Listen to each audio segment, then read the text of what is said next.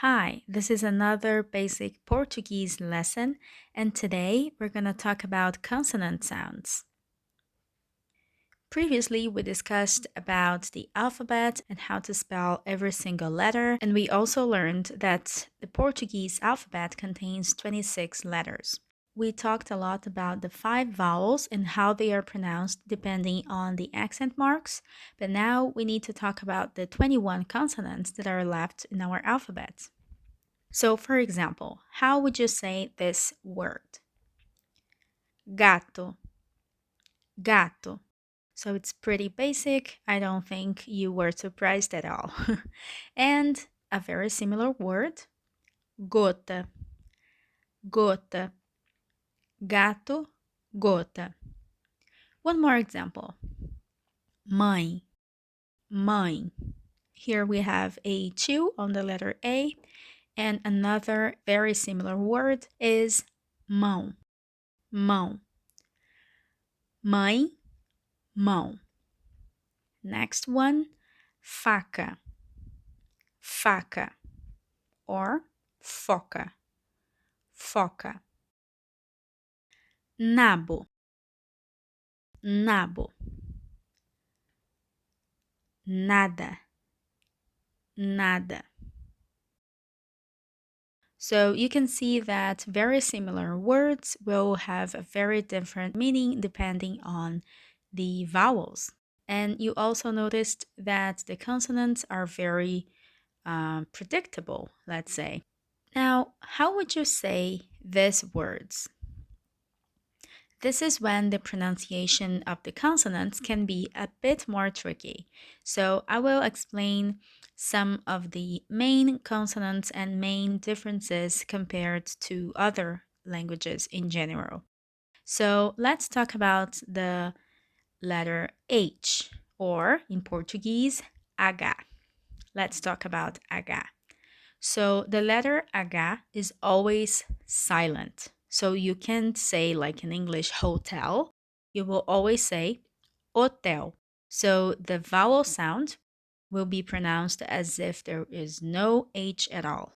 So some of the examples here are harpa, harpa, herói, herói, história, história, hoje, hoje, humor, humor. I hope you are repeating these words after me to make sure that you can pronounce them correctly. So, after the letter H, let's talk about the letter C.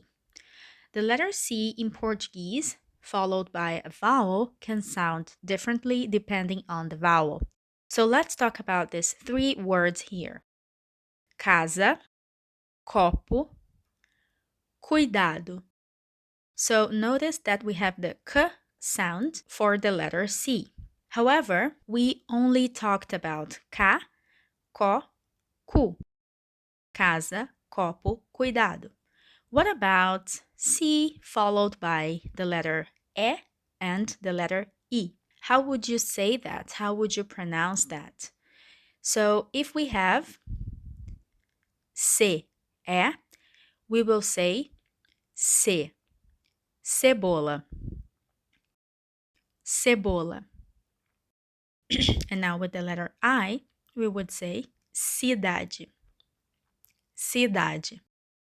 So if we pronounce the syllables there in red and in blue, we would say ca, ce, si, co, cu. So pay attention to this difference. Next example. Here we have the famous C cedilha. And what the C cedilha does is to change the pronunciation of the letter C. So here we have sa, so, su. It sounds very similar to the C, si that we talked about. Cidade, cebola. So let's pronounce these words. Carroça, carroça. And once again, try to repeat after me. Pescoço, pescoço. And here we have a very interesting word because we have the letter C followed by O, and then the letter C cedilha followed by O. So it's pescoço, coço. So we have the K and then the S sound. And last example, açúcar, açúcar. Please note that we never use C cedilha with I and E because the C itself already sounds like a C cedilha when it's followed by I and E. All right? Now let's talk about the letter Q followed by U. So let's say the first word, queijo. K. It's the K sound again. Queijo. Queixo. Queixo. Máquina. Máquina. Aqui. Aqui. Why did I mention all these consonants in this order? This is because I want to group these consonants by sound, not by spelling.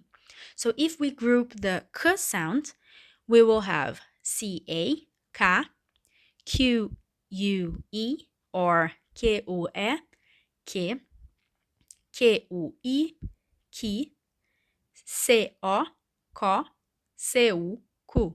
So this is the K sound in Portuguese.